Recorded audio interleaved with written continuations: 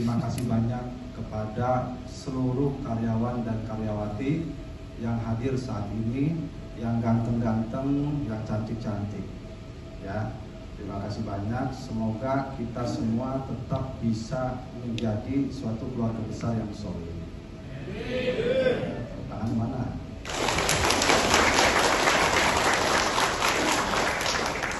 Yang di ujung ngapain lagi ngumpet beliau? Coba tepuk tangannya mana, Neng? Nah, ini sudah saya ucapkan untuk para leader, khususnya untuk direktur saya, Ibu Irawati Ningsih, terus juga untuk produk spesialis saya, Umila, yang biasa dipanggil Farafania. Mana tepuk tangannya? Pada personalnya saya gimana nih Pak Kota? Terus juga buat Pak Umam selaku Markom Marketing Komunikasi. Jadi untuk bulan puasa di tahun ini alhamdulillah tentunya ini sangat progres yang luar biasa. Kita selalu rutin mengadakan acara yang namanya buka bersama. Kebetulan untuk tahun ini buka bersama kita sekaligus launching PT Madu Hijau Indonesia.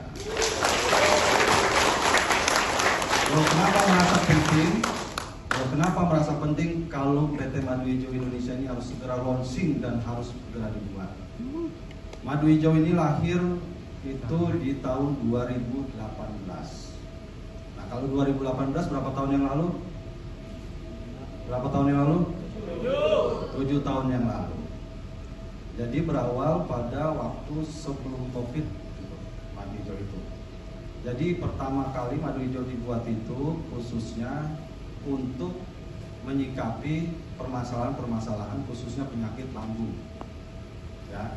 Nah, penyakit lambung ini waktu dulu kita tahunya cuma perih, mual, dan kembung. Ya kan? Tapi kalau sekarang penyakit lambung itu sudah merembah kepada permasalahan-permasalahan psikologis, psikomatis, maupun juga anxiety disorder. Jadi rasanya kalau dulu cuma perih, mual, kembung, kalau sekarang itu rasanya itu orang banyak yang pada resah, gelisah, gitu kan. Dan juga merasa bahwa penyakit lambung ini semuanya tuh baik kalangan anak kecil, dewasa maupun orang tua, itu penyakit lambung itu sangat luar biasa.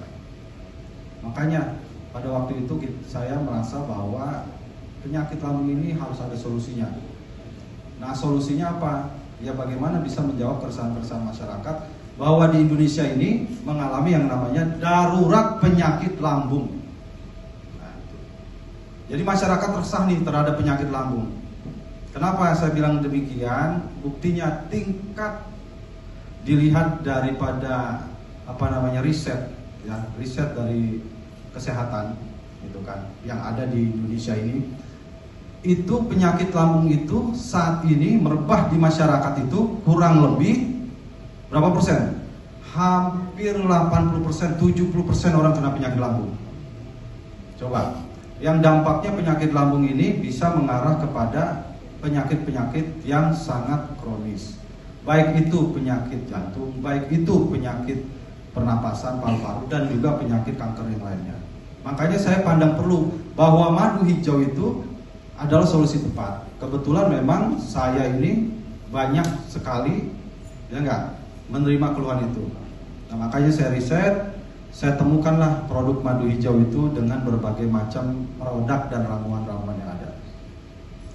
Nah, itu dari mana? Ya karena saya memiliki juga pengobatan tradisional yang mana banyak pasien-pasien yang sembuh dengan obat-obat yang ada di pengobatan tradisional yang saya miliki.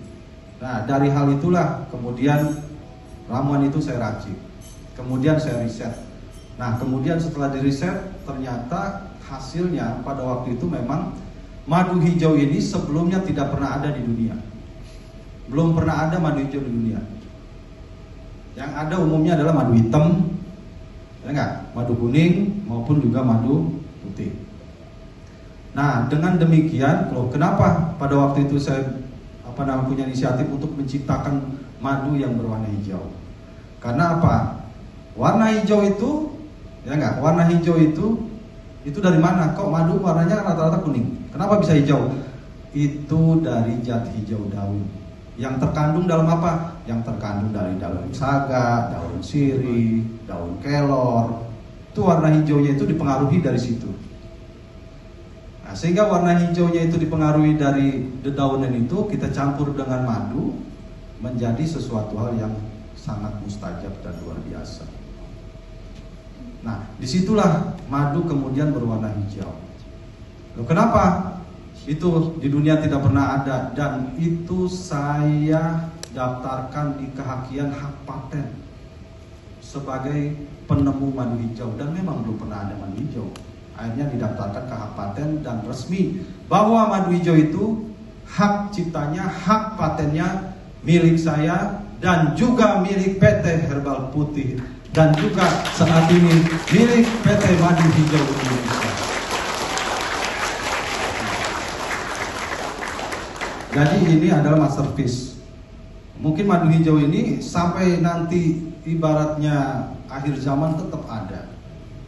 Gitu. Jadi kalau ada orang yang ngaku-ngaku, ya enggak, dia punya madu hijau, dia produksi madu hijau, dan dia milik madu hijau, laporkan ke saya sikat, saya kandangin. Karena hak ciptanya itu semua ada pada saya milikin semua.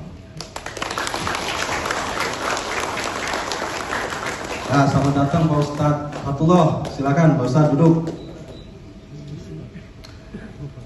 Jadi saat ini madu hijau itu secara hak patennya itu adalah milik pribadi saya dan juga PT Madu Hijau Indonesia.